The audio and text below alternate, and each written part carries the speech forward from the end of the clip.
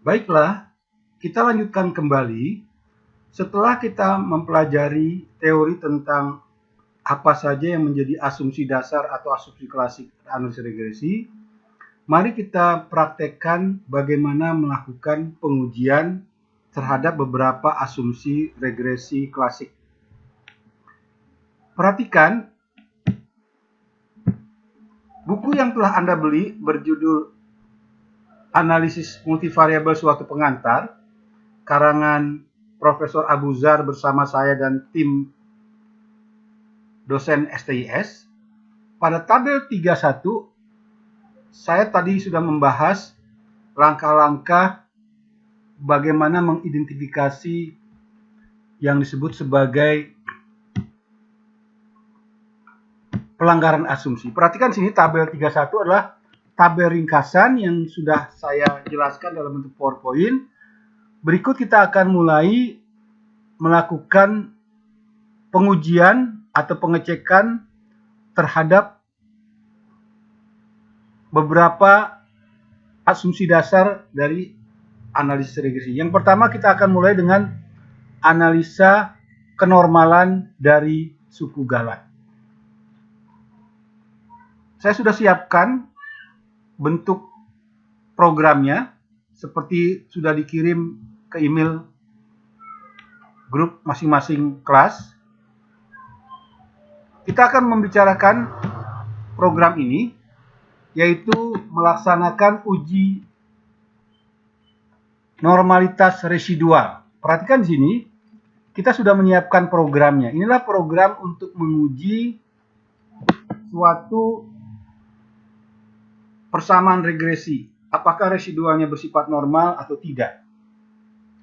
Perhatikan di sini, saya memberi warna merah untuk menjelaskan inilah model regresi yang akan dibentuk, yaitu Y dipengaruhi oleh X1 dan X2. Perhatikan dependennya adalah Y, metodenya adalah enter, variabel yang dimasukkan adalah variabel X1 dan X2. Sementara untuk melihat suatu residual berdisi normal apa tidak, kita gunakan normal probability plot. Perhatikan di sini, kita sudah menyiapkan sintaknya dalam bentuk warna kuning yang ada di file berikut. Silakan perhatikan ini ada kata norm, kemudian ada tulisan probability z-resid. Jadi kita akan melihat apakah residual standar dari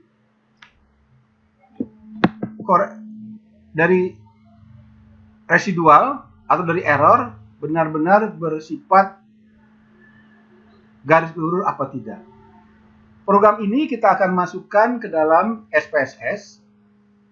Tentu saja harus disiapkan datanya terlebih dahulu. Datanya berbentuk SAV sudah saya siapkan dan segera akan saya kirim ke email atau ke WA masing-masing sehingga bisa nanti dilihat dan dipelajari bagaimana langkah-langkahnya. Pertama, kita buka dulu program SPSS-nya. Perhatikan di sini saya akan buka program SPSS-nya untuk memulai pembuka data SPSS.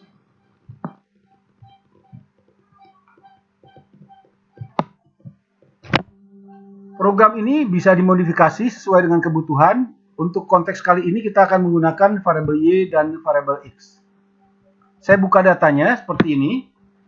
Datanya adalah kita buka dengan seperti biasa file, open, kemudian data. Kemudian kita pilih datanya yaitu data UAI analisa regresi.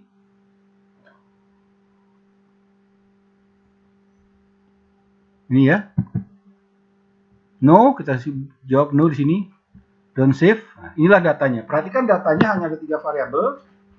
Variabel X1, X2, dan Y. Sementara Y adalah jumlah orang yang tetap sehat. Biar lebih jelas saya besarkan ini ukuran width-nya atau lebarnya. Nah, labelnya adalah Y adalah orang yang tetap sehat. Sementara X adalah yang pertama X1 adalah orang yang diisolasi, jumlah orang yang diisolasi, dan berikutnya lah orang yang tidak disiplin. Perhatikan di sini, kedua variabel ini akan kita lihat apakah mempengaruhi Y. Dan kita akan lihat apakah residualnya berdistribusi normal apa tidak. Datanya kalau dilihat dalam data view sebagai berikut. Perhatikan ini datanya sudah disiapkan. Satuannya adalah jutaan orang. Ini juga jutaan orang. Perhatikan di sini semua data ini adalah data fiktif, bukan data sebenarnya. Yang ingin kita lihat adalah apakah model ini menghasilkan model regresi yang residualnya berdistribusi normal apa tidak. Cukup jelas ya. Datanya ada sebanyak 23 baris dan semuanya bersifat pairwise. Jadi bersifat punya pasangan-pasangan. Nah, untuk menjalankan aplikasi yang sudah disiapkan tadi di Word, kita akan copy programnya ke dalam menu aplikasi SPSS for Windows. Pertama kita akan buka dulu File. Perhatikan di sini File, klik File ya. Kemudian New, kemudian Syntax. Perhatikan di sini File New Syntax. Akan muncul seperti ini.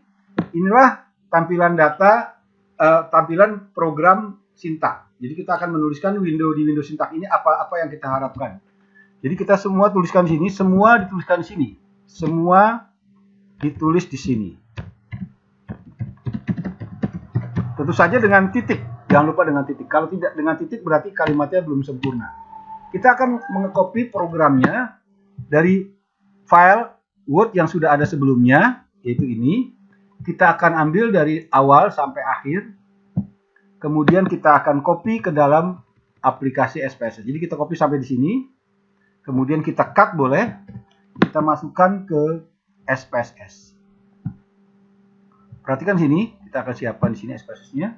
Nah, kita taruh sini programnya agar nanti bisa kita jalankan, kita running. Jadi kita hapus saja kalimat ini karena tidak digunakan. Kita hapus, kita masukkan file programnya. Perhatikan sini program sudah muncul. Inilah program untuk menampilkan yang disebut sebagai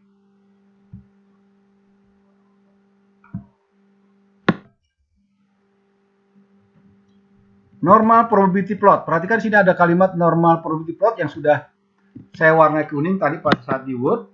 Selanjutnya kita akan jalankan program ini dimulai dari atas. Setelah disempit di sini, perhatikan di sini.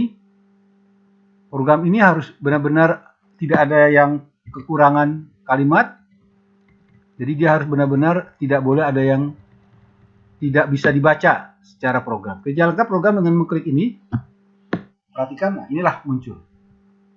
Jadi kita copy saja normal probability plot yang ada di sini untuk kita masukkan ke dalam Word untuk dianalisis. Jadi yang kita butuhkan adalah ini.